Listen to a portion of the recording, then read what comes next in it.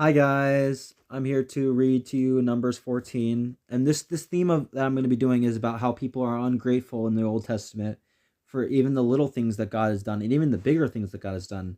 And God did give them the meat later on.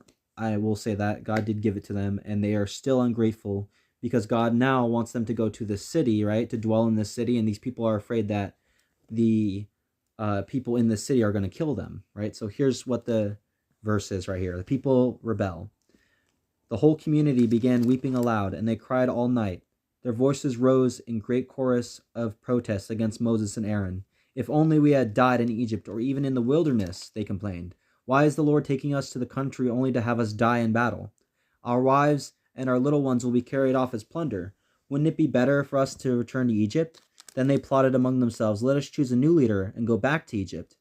Then Moses and Aaron fell face down on the ground before the whole community of Israel.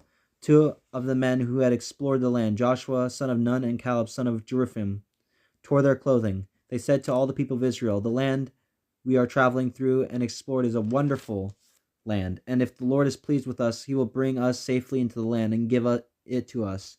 It is a rich land flowing with milk and honey. Do not rebel against the Lord, and do not be afraid of the people of the land. They are only helpless prey to us. They have no protection, but the Lord is with us. Do not be afraid of them. But the whole community began to talk about stoning Joshua and Caleb. Then the glorious presence of the Lord appeared to all the Israelites at the tabernacle. And the Lord said to Moses, how long will these people treat me with contempt? They will never believe me, even after all the miraculous signs I've done for them. I will disown them and destroy them with a plague. Then I will make you into a nation of greater and mightier than they are. You see, God is tired. God doesn't like it when people are ungrateful.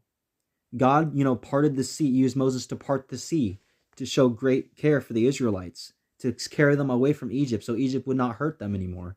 God provided them food. Sure, it wasn't meat at the time, but it was something to eat.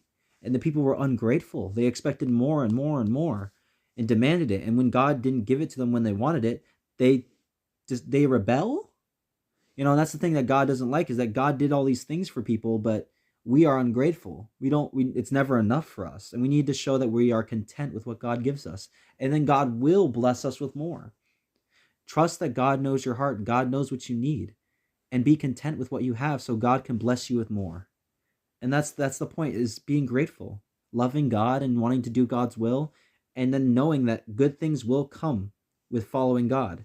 Yes, bad things will come too, because we live in a wicked world, but good things will come too. And we should rejoice, because we know that we're going to spend eternity with God if we follow him. God bless.